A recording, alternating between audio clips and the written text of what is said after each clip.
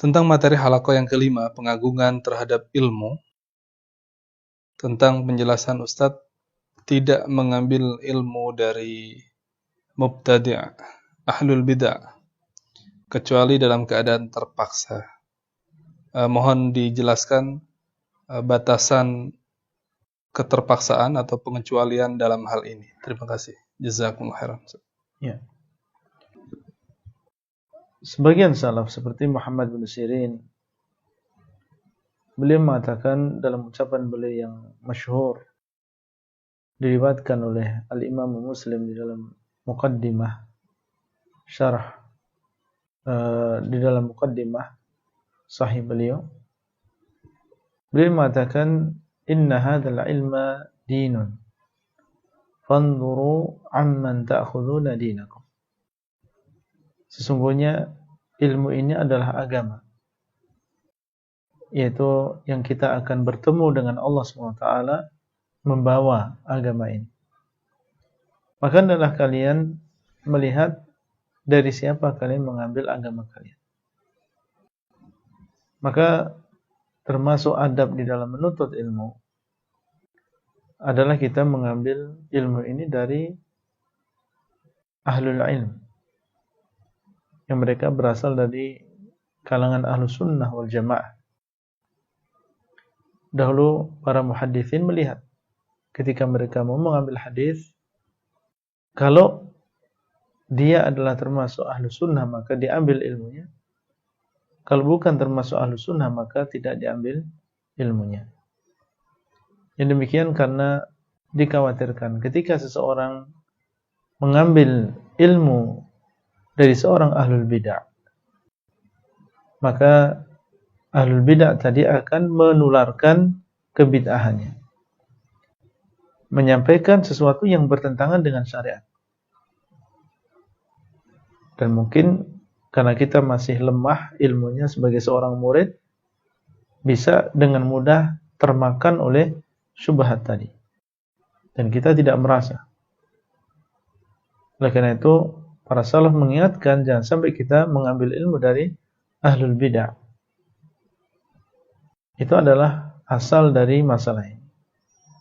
Kalau memang di sana ada du'at, masyayikh, asatidzah yang mereka adalah di atas akidah Ahlussunnah wal Jamaah, prinsip mereka dalam beragama adalah prinsip Ahlussunnah wal Jamaah, mengagungkan dalil, berpegang teguh dengan Al-Quran dan juga Sunnah dengan pemahaman para salaf, maka adalah kita mengambil ilmu dari mereka. Jangan kita mengambil ilmu dari ahlul bid'ah yang diketahui tentang dasar dan cara mereka di dalam beragama, mengedepankan akal atau tidak menjadikan Al-Quran dan Sunnah sebagai yang di depan, tapi masih mendahulukan ucapan manusia, mendahulukan akal mereka di atas firman Allah dan juga sabda Rasulullah SAW. Maka jangan sampai mengambil ilmu dari yang seperti ini, kecuali kalau memang dalam keadaan terpaksa. Artinya tidak ada selain mereka yang mengajarkan agama.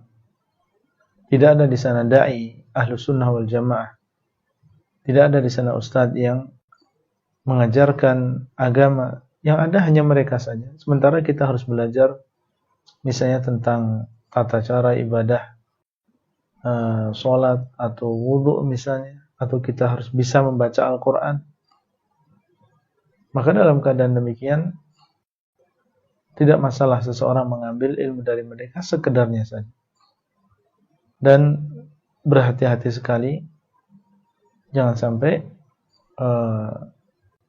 kecolongan, artinya mereka menyampaikan sesuatu yang berkaitan dengan bid'ah mereka sementara kita tidak menyadari yang demikian. Terus nanti kalau misalnya ternyata ada dan datang dai Ahlussunnah wal Jamaah, atau dengan mudah kita bisa belajar dari seorang dai Ahlussunnah wal Jamaah, maka hendaklah kita segera meninggalkan ya dai yang bukan termasuk ahlus sunnah tadi. Karena itu kita lakukan dalam keadaan terpaksa. Kalau di sana ada penggantinya, maka segera kita tinggalkan mereka ini yang belum di atas manhaj ahlus sunnah wal jamaah. Dan alhamdulillah di zaman kita, meskipun terkadang mungkin di sebuah daerah kita tidak menemukan seorang ustadz sunnah, tapi alhamdulillah teknologi yang ada di zaman sekarang memudahkan kita. Dengannya Allah SWT memudahkan kita untuk menuntut ini. Di rumah kita bisa seluas mungkin dan semau kita untuk mendengarkan para masyayikh ahlus sunnah dan para asatidzah ahlus sunnah.